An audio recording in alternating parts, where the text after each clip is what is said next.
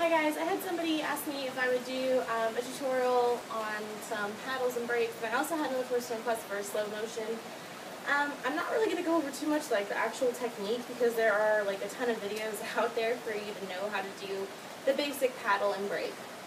But I'll go ahead and go briefly over that, and I'll show you like a pattern that I kind of like to play with, and hopefully that'll help spark some creative juices for you on how you can spice up your paddles and brakes. So a paddle is a gentle push with part of your body, and a brake is the stop. So when you think about it, you don't necessarily have to do a 2-beat pattern, but I love when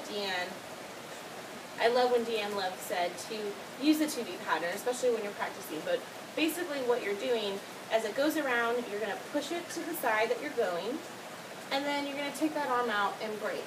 Even though you don't have to use that arm, you can push with this arm and come over and brake with that arm. But to practice when you're beginning, that's what your arms are basically doing. They're going to go paddle, out, brake. Paddle, out, brake. Practice those. Again, there's tons of tutorials for you to understand that one. But another little hint that I really like to do, another thing that really helped me, though, was getting down low, squatting down real low, and really slinging with it. I know when we learn new tricks, we're focused on the trick more than necessarily the flow of it, but that's really important. Your flow helps keep that momentum and that really clean plane. So when you squat down low, it engages your upper body, forces your chest to stay upright, which in return helps your hoop stay in a nice motion. So when I get, like I said, I get down real low and I swing really hard with it. And, really watch it. I kind of think Rachel Lust always has a hair in her face because she's having to watch her brakes. You really need to understand where it's coming, how you're pushing it back, and which direction it's going to go. So, now that I kind of briefly went over that, I'm going to show you the pattern that I like to do. I like, in my 2-beat pattern, which means, again, it's going to go 1, 2, I'm going to brake, 1, 2. I like to go under on the paddle and under on the brake for the first turn. And then when I come back, I really like to go over to paddle and over to brake. So when you get that going, it looks like this. We're going to go under, oops. So when you get it going, it looks like this. You're going to go under, under.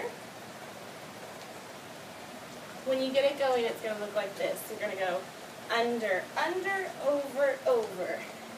And that's just a fun one to play with. So let's try it again. Under, under, over, over.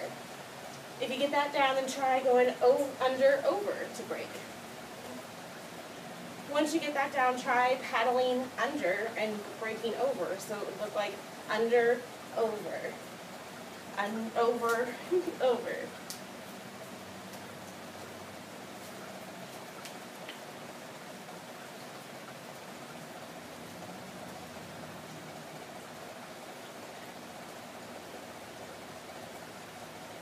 And really, that's just the fun thing about brakes, is just try to keep it interesting, try to switch those hands up, try to keep the brakes and the paddles even opposites maybe, mirror each other, move that body with it, and have a good time.